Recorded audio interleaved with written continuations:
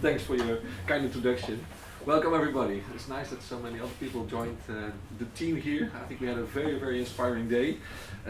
Joining people from the arts, from the sciences, from STS and philosophy to think about the relations between technology on the one hand and the human being, or something like biology, taken broadly on the other hand. So I will try to contribute to this discussion from my own perspective, which is actually a perspective that tries to address the relations between humans and technologies. And I'll focus on robots in my talk. Maybe kind of a weird choice because robots are not very biological, but that might be actually the best way to start to address what's so specific about biology then. So I will talk about some new work that I've been doing over the past month. It might be worked out to do an article or maybe even something bigger. So it's also for me a bit of an exploration of the field. Maybe I should start with speaking a bit about this movie. Maybe some of you have seen this movie, Ex Machina. A very interesting movie if you want to think about robots, and actually also for me a movie that shows, even though I like it a lot, that this is not the way maybe in which we should try to address what goes on between humans and robots. So the movie is about this robot woman in the middle. Her name is Eva. That's for a good reason. She stands model, I think, for the new post-human being that might emerge somehow. Eva was designed by the guy on the right there. It plays in the near future somehow. He owns a huge software company which is called Blue Book, and everything in the world goes through Blue Book. Your bank accounts, your salary, your shopping, your social interactions, everything is controlled by him. He designed her, as it were, and he hires this guy to interact with her in the form of some kind of a Turing test, but a new version of it. In the old Turing test, as you might know, the idea is there is a computer or a human being somewhere behind a wall, an investigator over here, and the investigator interacts with the entity on the other side of the wall, and if the investigator cannot tell whether he or she is talking with a computer or a human, then the computer has passed the Turing test if it was a computer. His situation is different. The guy can see that she is not a human because she has some kind of a robotic body with a real looking face. And now the task is to interact with her for a few days to see if after a few days he can still deal with her as a machine, or that he might start to deal with her as a quasi-human being. And of course that's what happens, and a lot of terrible things happen. It's kind of a Frankenstein story, as you will see if you see the movie. Highly interesting.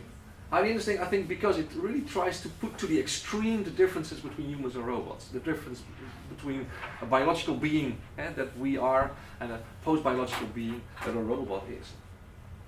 So why do I find this interesting? I think because it addresses the opposition that I try to move beyond in my talk. Technology and biology opposes things and organisms, objects, subjects. And it's typically, I think, something that has been done in philosophy of technology or in popular images about technology. We oppose technology to humans as objects that are mute, silent, instrumental, non-intentional, opposed to human subjects with intentions, feelings, emotions. And we can take some kind of responsibility for our actions. Things cannot. We do not blame cars for car accidents. You blame humans for car accidents, etc. And a lot of thinking went to understanding the relations between humans and technologies. And I will say a bit more about that, but I think basically there are three models of doing that thinking. You can see technologies, the objects and extensions of the humans. So then they become instruments. We have our own intentions, our own desires. We want to do something and we extend ourselves with a technology. It can also be a dialectics, an opposition, kind of a clash. Technologies alienating humans, overpowering us, endangering us somehow. And the model that I try to give you here is a model of mediation. Technologies are some kind of medium in which we live. The medium for our existence, for our experience, our actions, and we cannot even be human without them. But they're not opposed to us, they somehow help to constitute what it means to be human. So robots are maybe an extreme case in this analysis of human-technology relations, because a robot is an object, obviously, but it behaves like a subject, so it's human-like without all the biological aspects. And the key notion that I want to explore in this talk is a notion of Merleau-Ponty of flash. Flash, as I will explain later, as some kind of condition for human beings to experience the world. we are made of flesh, we are made of the same stuff that we experience, and for some reason, the Verbeek's work is a condition for experience. So I would like to explore how the notion of flesh works for robots. Do they have flesh? Is there something like techno-flesh? Or is that a fiction? Is it a mistake? Well, maybe the first thing to do is then to debunk a lot of the popular discourse about robots. Actually, the discourse that's also present in the movie that I just discussed very briefly. Yes? And that discourse is about robots somehow taking the role of humans. I think it's a story that we have often seen about new technologies that somehow push the humans off the stage, right? Technologies take over, overpower us, they take the roles of humans. Robots might be doing that to the extreme. There are many ways in which we have that story. The idea that they will somehow take a role in society that was there for humans. For instance, they will take our jobs, and there will be job-apocalypse, how do you say that? And there will be some form of technological unemployment maybe in the future, because the robots will take over and they will do jobs that humans used to do. Some people even claim that we are already robots, at least Dick Cheney is supposed to be a robot. Bad joke. But you also see this in a lot of philosophical thinking. So just a random example, if you go through the keynotes in 2014 of the Robot Philosophy Conference in Aarhus, I think a lot of talks were exactly about this. So robots seen as alternatives to the human. It was about the automation of the social. Robots as a challenge to exceptionalism of the human being. Robots as some form of companion. So I think this course is interesting, and trying to compare a robot to a human and to ask ourselves what the differences are, etc. But for me, the crucial question remains unanswered then. How do robots, as soon as they enter our society, change the ways in which we live our lives, the ways in which we are human? What do robots change in our world? And maybe how do they also learn us things about ourselves? All the fears maybe have a lot to do with that, kind of narcissistic offense that we feel if we speak about robots. To think a bit in the line of Freud. I think technology maybe even plays a bigger role in that narcissistic offense than we often think. Freud uses that concept to understand what science is doing to us, and we thought we were the greatest beings ever, and we were able to do science, and then suddenly, like a boomerang, it hits back on us. And then suddenly Copernicus shows actually the Earth is going around the Sun rather than the Sun around the Earth. Darwin shows we are as close to the apes as we are to God, maybe.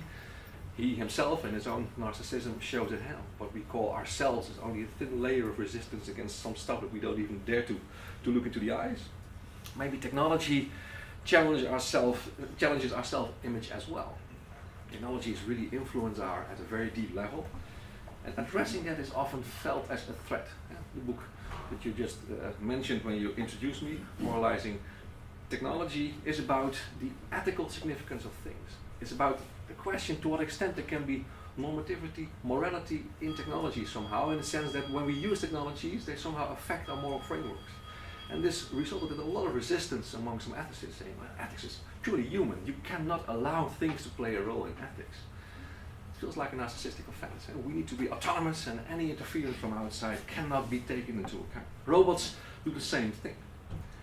If you look at stories like this, technology is alienating humans, taking over, and typically you see that those stories sometimes miss the point. I come from Twente in the Netherlands, in the eastern part of the Netherlands, where there used to be a lot of textile factories. It was the region in the country where we used to do that. And of course there you had the same phenomenon. And the farmers there, when it was winter time, like now, they earned some extra by making fabrics at home, by hand, using simple machines, and then suddenly it became automated. The machines took over. Big factories, the steam engine was introduced, the Industrial Revolution was a fact.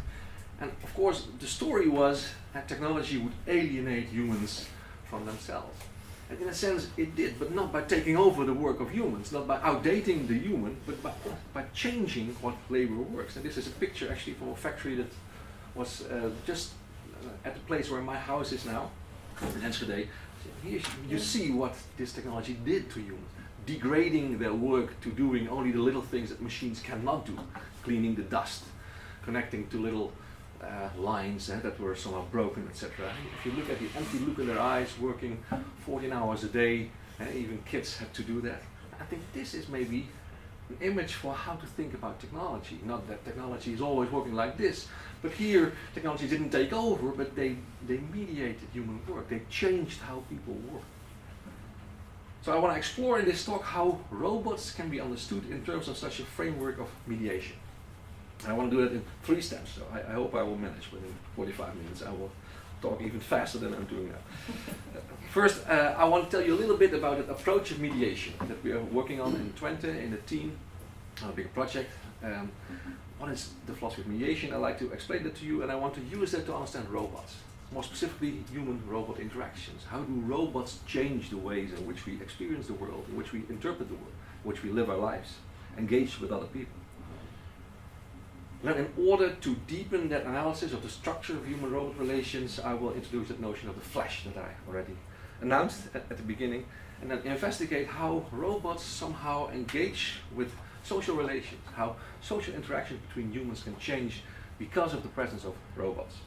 And that's interesting for me because on the one hand it's really a gap within that mediation approach, way too little attention for interpersonal relations, and on the other hand it can maybe be a good case to understand robots beyond the fear that they will take our jobs, or they will do the teaching rather than the teacher, or they will do the nursing rather than the nurse. Okay.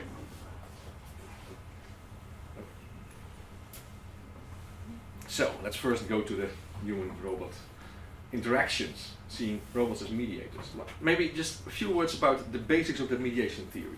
It's all about understanding the relations between humans and technologies, between subject and object, so to speak. And as I already said, there are, well, basically 3 models.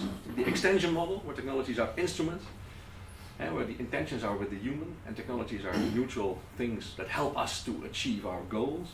Or there can be a dialectic relation, a tension, some kind of an oppression, technology is alienating humans somehow, or what you could call an externalization. And the idea that we put stuff from ourselves into a technology that becomes quasi-other with which we can interact. And that's what you see actually at the beginnings of philosophical anthropology, where people try to understand what technologies have to do with humans. And Ernst Kapp seeing technologies as some kind of projection of the organs in technology and biology. And like a hammer is actually the fist, but then in a better version, or a saw is modeled after the teeth that we have, or a telegraph system after our nervous system. And then people start to think about, okay, maybe we actually externalize more than only our organs, but also our kind of things we can do. And so we have physical things we can do. A machine can take over. Well, we can use a tool to do that, and a machine can take over the physical part. An automatic machine, a computer, can take over the cognitive part as well. And so we can outsource parts of ourselves. Galen then said, okay, but then we also develop an interaction with the technologies that do that to us. And so somehow there's always some kind of a tension. And the tension you also see in a lot of approaches in ethics, phenomenology, and the idea of risks technology as the central category to think about in ethics. Alienation and phenomenology. We lose ourselves, we lose the world as a tension. So, of course, it's important, I think, to be aware of those dangers. And of course, there are alienating effects of technology. So I don't want to deny this. Well, ethics should be about risks also. But I think there's much more to be said. And that's what this approach of mediation actually tries to do. With a very basic intuition, I think. A phenomenological intuition. If you read phenomenology in a bit of an analytic way, phenomenology for me is about studying the structure of human-world relations. The core idea is you can never understand the human being without its relations to the world. And we cannot just think, we always think something, we feel something, we hear something. There's always being directed at the world. And the world in itself might exist, I think it does, but it doesn't make much sense to ask yourself if the world in itself exists, because it's always the world for us as we think about it. We interact with it, interpret it, perceive it. So that relation is the central unit of investigation in phenomenology. And actually the basic intuition of mediation theory is that we should not see technology as part of the world, but as part of that line between humans and world. Technology is a medium for human-world relations. Technologies organize how human beings are there in their world and how the world is there for us. And they organize how we act, how we behave, how we do things. By being in a car, you have a different type of interaction with people on the road than when you are on a bicycle or when you're walking. I'm not sure how I've seen how people drive their cars here. I would not walk at such a distance after somebody and shout at him. In a car, you do that somehow. So it organizes a specific kind of relation. And at the same time, it mediates your perception and also your interpretations of the world. I did some work on ultrasound and how ultrasound constitutes the fetus in a new way, and therefore also changes what it means to expect a child, constituting the fetus as a potential patient. Suddenly a disease of the unborn child becomes some kind of thing that you become responsible for rather than fate. The mother changes from a unity with the unborn child, with the fetus, to the environment of the fetus, a potentially hostile environment also. And so ultrasound does a lot to the interaction between expecting couple, parent, and the fetus. There's a hermeneutic line there. It's not only seeing things you could not see before, but it's also understanding it in a different way. It becomes a new entity. So Don Heidi was already mentioned. Did a lot of work in understanding the structure of those human-technology world relations. So he says there are actually many ways in which technologies can play that role in the human world relation. And we can embody technology. A pair of glasses which you look through, not at. Or a thermometer which you read. It's a hermeneutic relation. It gives you information that you need to interpret. It's more of a unity with the world. It gives you some kind of representation of the world, and you have to understand how that works. There's also interaction, alternative relation, getting money from an ATM.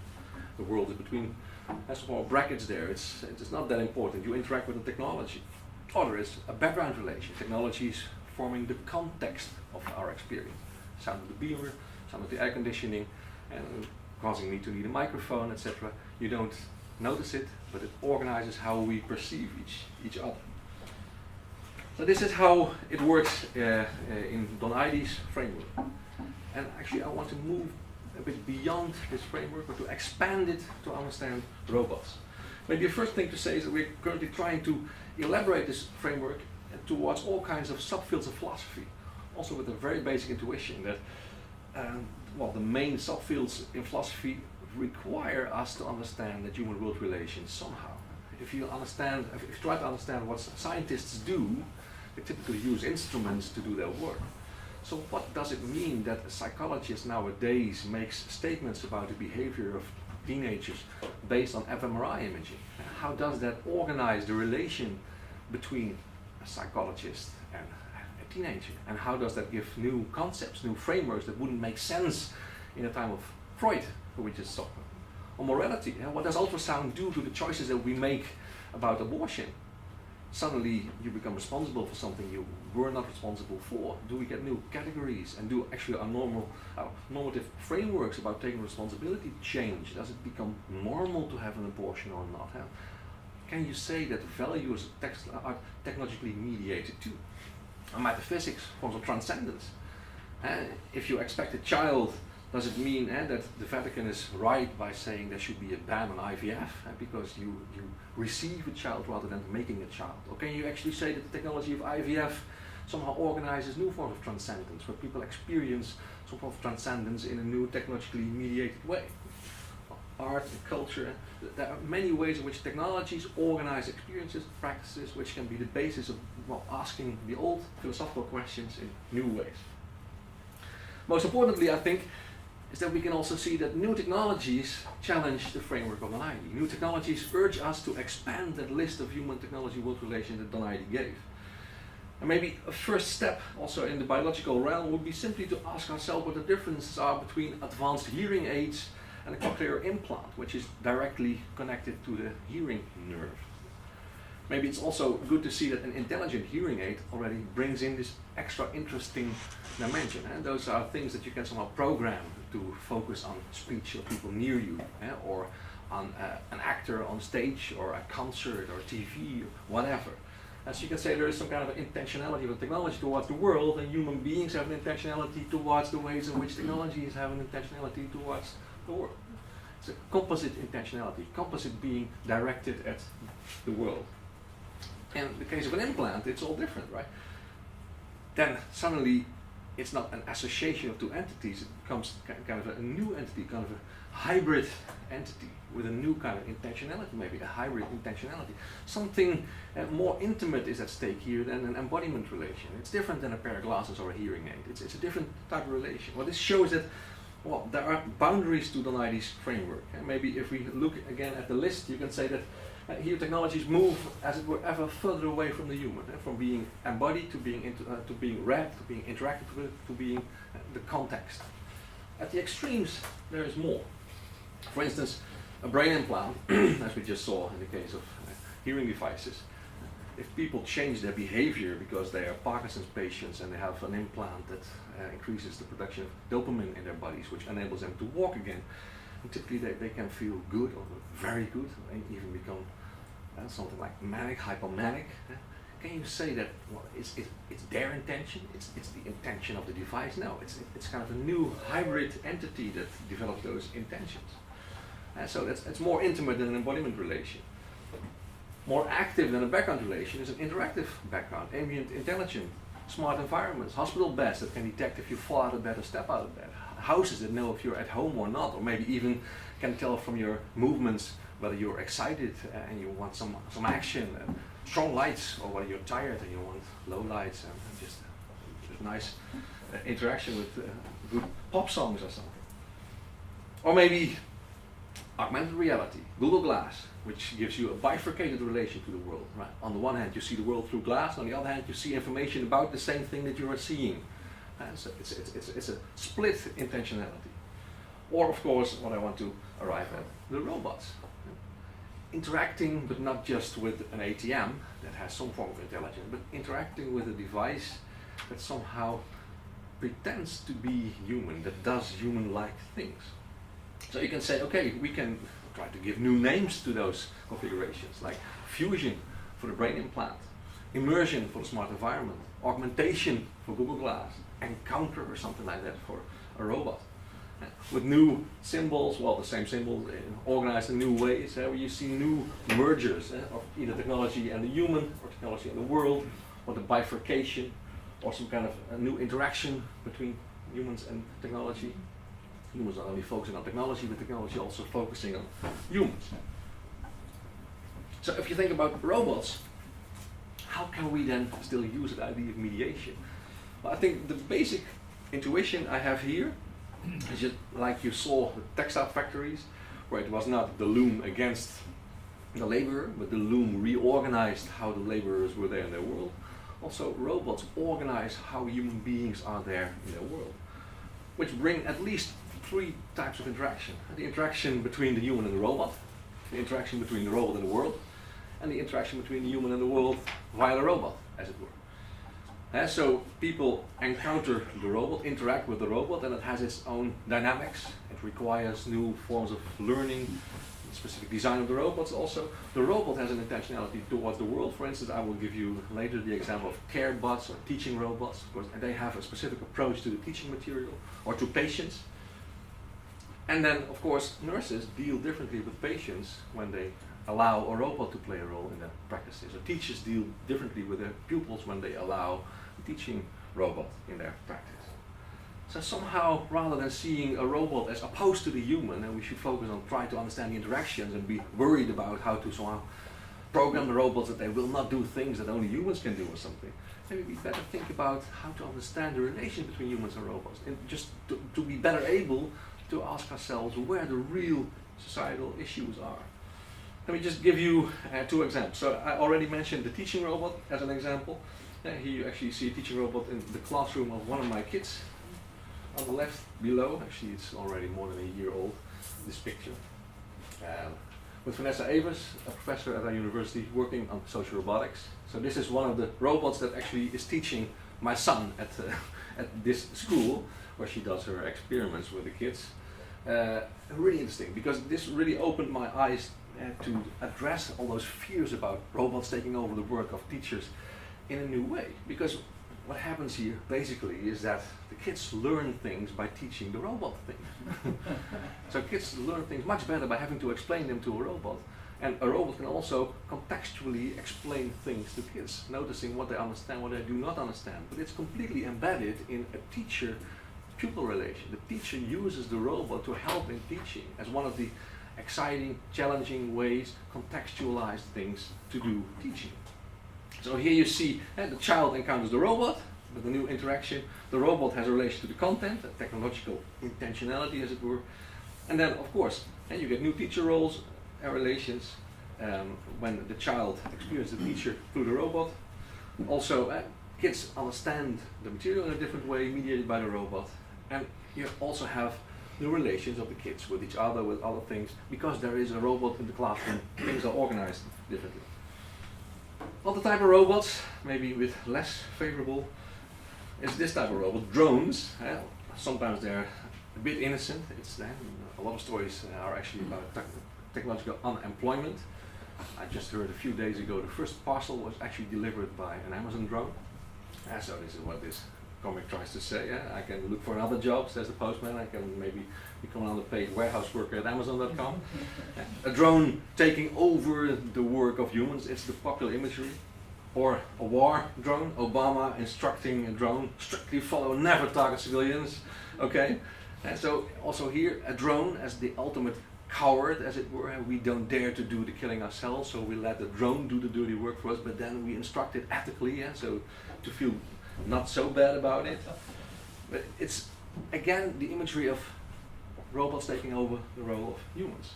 But if you think about drones, it's really interesting because of course a drone is more a form of telepresence. It makes you be present at a specific location, to perceive on a distance, to act on a distance. It's obviously actually a mediator, not a replacer of the human.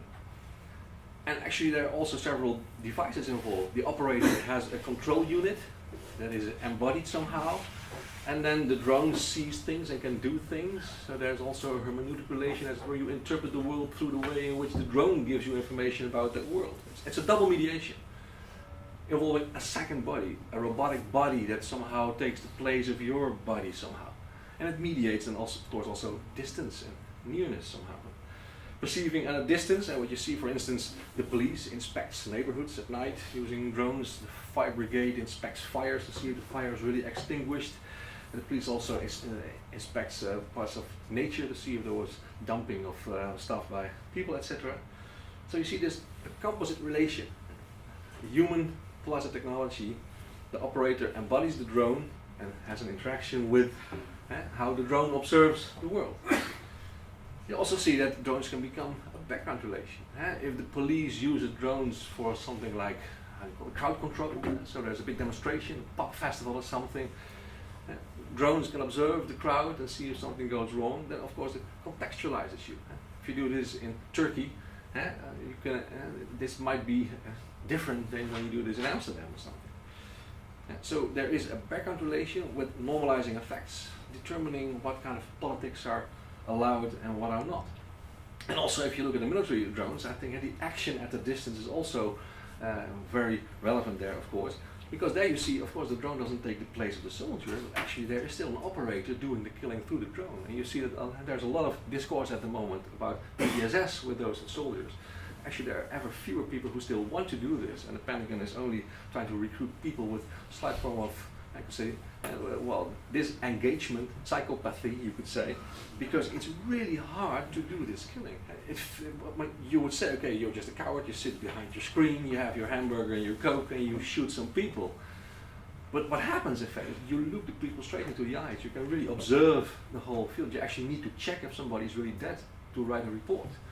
So there is this face of the other that you see before you kill him or her, and at the same time you are in this environment where everything seems to be quite normal. That contrast appears to be really, really, really difficult. Okay, heavy example, sorry for that. So that was mediation. Now I really need to speed up.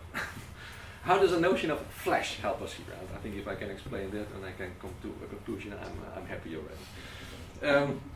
Merleau-Ponty actually has developed this notion of the flash in his last book, Visible and Invisible, which was unfinished. He was never able to finish that book. It's an intriguing book where he somehow tries to rethink perception. And of course the main theme in his work And he also tries to find a phenomenological approach to the condition of the way in which we can perceive the world. And the notion of flesh plays a central role there. Maybe I should first say, Merleau-Ponty does this also in order to understand interpersonal relations. How can we interact with each other? How do we perceive each other? How can we have social interaction with other people? Not only observing, seeing, experiencing the world, but also other human beings. Which is also really a blind spot in post-phenomenology and mediation theory. There's a lot of work on how scientists perceive phenomena, etc. But interpersonal relations are under-conceptualized there. So there's a good reason to go to this. And Merleau-Ponty actually introduces a notion of the chiasm, beside the notion of the flesh, which also challenges the idea of human world relations. A chiasm is a cross, a chi, an x, an x you should say, which for Merleau-Ponty is the only adequate way to understand what goes on between human beings. The basic idea is if human beings interact, we can only understand that other people can perceive the world, and we can even only perceive other people because of the fact that everybody, they and us, are both people who can perceive and be perceived. And you can understand that if you touch your own hand, with the one hand you touch and the other hand is being touched. We are subjects and objects at the same time, as it were. And we can only understand the fact that we can perceive anything at all because we are made out of the same stuff as the world, as stuff, material, matter, flesh, as he calls it. So touching implies the possibility of being touched. We can only touch something, understand what it means, because we know that what it means to be touched. So there's some kind of reciprocity which explains that chi. It's always touching and being touched, meeting a toucher and someone being touched. So this really brings a new impetus, I would say, to this post-phenomenological approach, this idea of mediation. Suddenly you get maybe a human-world relation as a cross, or human-human relation as a cross. And the mediation mediates not the line, but it mediates the cross. So it's a challenge that I'm actually working on now. Maybe just to give you a few quotes to understand how Merleau-Ponty himself saw it. So he explains it with sentences like, he, that's always a he, sorry, in his work still, he himself who looks must not be foreign to the world he looks at. My hand, while it's felt from within, is also accessible from without, itself tangible for my other hand. And it's also the two robotic, the two hands that you see all the time. As soon as I see, it's necessary that the vision be doubled with the complementary vision. Myself seen from without, such as another would see me, installed in the midst of the visible, occupied in considering it from a certain spot. And so you can only understand seeing if you understand what it means to be seen. We see the things themselves in their places, and at the same time we are separated from them by all the thickness of the look and of the body. So that's also interesting, because this is a mediation concept, I think, in Merleau-Ponty. The notion of the thickness of the flesh. And we see the things and we are separated from them also, because there is something between us and things. It is that the thickness of flesh between the seer and the thing is constitutive for the thing of its visibility as for the seer of its corporality. It's not an obstacle between them, it's their means of communication. It's a medium. So that could help us maybe to understand something like a techno-chiasm or something. There's a double relation between body subjects, for Merleau-Ponty the body is always an embodied subject, touching and tangible, and then of course you have the perceiver perceived interacting with the perceiver perceived through a cross, and at the middle of that cross there is technology. There's the techno-flesh, the flesh maybe of the robot being different than that of a human. Maybe there's something like technological flesh. How to understand that? That mediation of touch being touched, perceiving being perceived. Is this a way to understand interpersonal relations? And more so, is this a way to understand the role of robots in social relations? How much time do I still have? 5, 10? 10 minutes. 10. Wow, I can do the trick. Okay, so maybe let's go back to the examples. Drones. And so, I already explained the situation of an operator sitting behind screens while doing the killing as they're being there at a distance. I think the notion of flash can help us to understand better what's happening there. Maybe first it's important then to explore a bit the notion of present at a distance. And so what you see is of course an operator acting and perceiving at a distance. The robotic body does the acting and the seeing for him somehow. And of course that raises issues about the tele, the distance, what constitutes the distance, what kind of distance, and also what kind of nearness is somehow generated in this whole configuration. And also sort of being there. How are we there? Well, what way of being near indeed is constituted by the technologies? Well, more people have been thinking about this notion, of course, of telepresence. Jos de Mul, for instance, a very interesting Dutch thinker of technology, who mainly addressed the idea of being present in a virtual environment, where actually it's also your avatar in that virtual world, that second life or wherever, and you operating your avatar. So this, well, links to anthropological theories, for instance, this theory of eccentricity, of Helmut, where you have the idea that somehow we are a body, we are a physical being, flesh. We have a body, we have a relation to our body, but then you can also have this virtual body, which gives you a relation to the fact that you have a body. It's a meta level on the meta level. So you can look yourself over the shoulder, seeing that you are the one that's somewhere, but now you can also look your avatar over the shoulder, as it were. This is what Jos de Mul tries to explain. Maybe a drone offers a second dimension here, because it's not a virtual character, it's a second body that we have.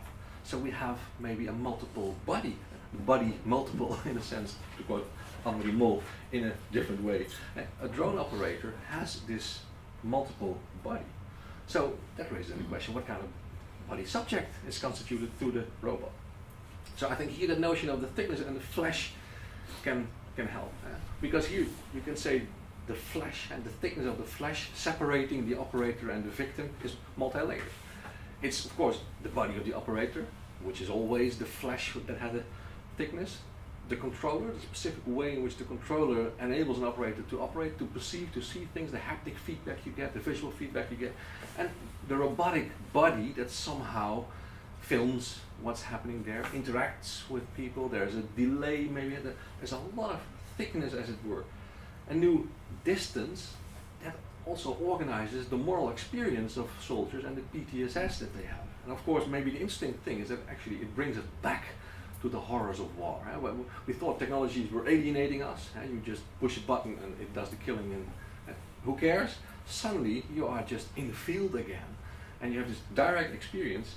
But the difficulty is that the robot body can touch but it cannot be touched, and the operator body can touch via the controller but it cannot be touched either. The robot is seen by the victim, the operator body is not seen, but the operator can see via the controller what the robot body does. So that there's always obstacles between operator and victim that make it really hard to give meaning to that moral experience. There is an experience of nearness which is in fact not there. Well, the thickness is too big, you could say. So if you look at quotes, one of the quotes I found on the internet, no, it isn't like fighting on the ground itself. The operators often feel somehow humiliated by the other soldiers because they do the really dangerous stuff and they just sit behind the screen. So he starts with some kind of apology. No, it is not like fighting on the ground itself, not knowing if you're going to survive or not. And I would never seek to compare it to that. You are the big boy. But you do feel 100% in the fight. You can hear what's going on over the radio. You know absolutely the importance of your bomb hitting its target.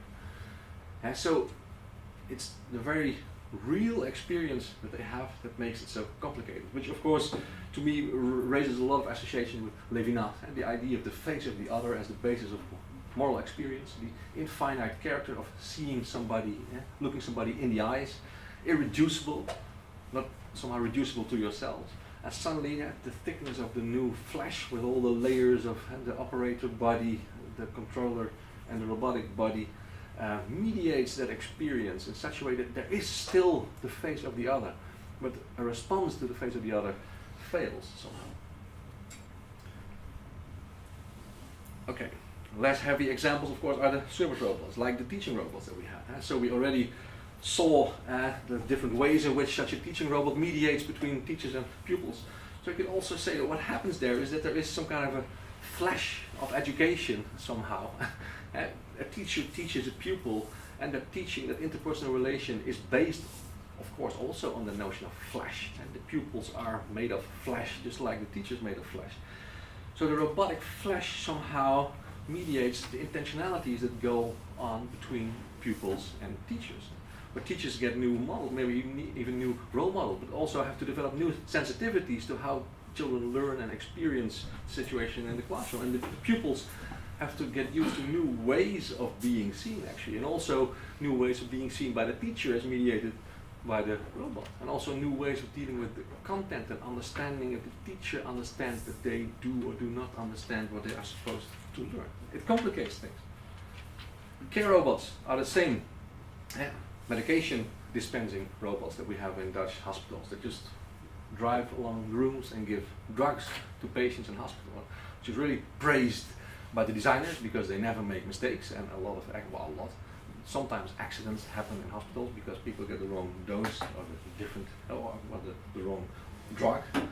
So here the idea is the robot will do it. You have an RFID tag on your bed and it knows what to give you. If you can't sleep because you're scared of what's going to happen the next day, the robot of course cannot say, if you push the button then I will give you some extra sleeping medication, because the robot cannot do the contextual. So there's a lot of discussion about it. The Paro CareBot, maybe some of you know this, the little seal, very interesting robot, which is also abhorred by some people who feel, okay, if this is how we're going to deal with Alzheimer's patients, that's what they were made for. Alzheimer's patients can develop an effective relation with this robot. It's a very sophisticated thing. They cost like 15,000 euros. They're full of motors and sensors and heat elements, etc., speakers and microphones. It feels like a real seal. It's a Japanese invention, and maybe that gives also kind of a context to the whole thing, but it's really a very, very fascinating thing. It feels like a real animal, and it appears to work quite well for people with Alzheimer's disease. It makes them quiet, but it also keeps them busy for a longer time. So the unquiet feeling, and this is actually, now you're laughing, so people say, okay, so apparently this is what we are going to do. Rather than being there ourselves with our elderly people, we just buy a robot and we let the robot keep them company. I can understand that. It was my first response as well, but then I think, other elderly people, you cannot be there 24/7, so you give books and TVs to elderly people just to get through the time, so to have a good time even. So if a TV doesn't work anymore and books don't work anymore, affection can work, and maybe this can work, but only, of course, if it's part of a care relation. Not if you let the robot do the care, then it's scary, but if it's part of a relation, maybe it's different. The same can be said of eating robots. This also looks horrible to many people, I think. Some of you might have seen the Charlie Chaplin movie Modern Times, where Charlie Chaplin himself has to enter a feeding robot, in a sense, because eating also has to go fast as you can, so the robot feeds him, of course it goes wrong, and there's cream pie at the end, of course, smashed in the face. So many people, this is not how we should deal with people who cannot eat themselves. I can say my own father used to, people needed to feed him at the end of his life. And it's a very intimate thing. It's really special to feed somebody. It's also difficult to let people feed you. It's very intimate. And you become like a dependent child again. So there were only very few people who were allowed to do that. This machine actually enables this man to feed himself. So he regains sovereignty over his life, you could say. And in that sense, you could say it's a very special thing. But actually, this thing is also so sophisticated that if he could not really do that anymore, that the robot also follows the conversation on the table. You can understand if there is a moment of silence, which would be a good moment to give a bit of food to the person. And that shows that you can design such a robot in a context of care. But then you understand that you're part of the flash of social relations, I would say. So this is maybe what you can understand then. Care robots also engage in that flash of care, in a sense. But the role of the nurse and of the patient, or the doctor of the patient, whatever, change. And so It mediates sensitivity, vulnerability, the ways in which people are vulnerable and the ways in which caregivers can be sensible to the needs and wants of a patient. So it introduces new forms of care and new forms of nursing, treatment, etc. The most interesting thing here is, of course, that we really need the notion of mediation to understand this. As soon as the robot takes over the role of humans, it becomes scary. Can robots do teaching? We'd rather not. Can robots do nursing? Better not. And of course, this is not the future, I think. And the whole idea is, of many technology, we have thought that they would do this. And we forgot to ask about how they mediate, how they organize the relation between people. And this is, I think, where the real ethical normative challenges are. So to conclude, robots are likely to be seen by many people as alternatives to the human, but in fact, they are also, just like any other technology, mediating human population. We encounter them by interacting with them. They have their own intentionality somehow towards things, which plays a role in how we interact with them. And they can also form some kind of a context, a background, like a drone observing a crowd, etc. But they mediate simply like any other technology, how we do things, how we perceive things, how we give meaning to the world, in all kinds of interactions that we have with them. And the most interesting thing here, I think, to understand the depth of their impact is to see the relation as a chiasm, as a cross. Self and other, subject, world, perceiver and perceived. That's the relation that's somehow mediated by a robotic technology. And there's always a gap between the perceiver and the perceived, and somehow that gap is overcome by a robot in very new and specific ways, mediating with that new type of flesh, vulnerability, openness, care, teaching, skills, etc.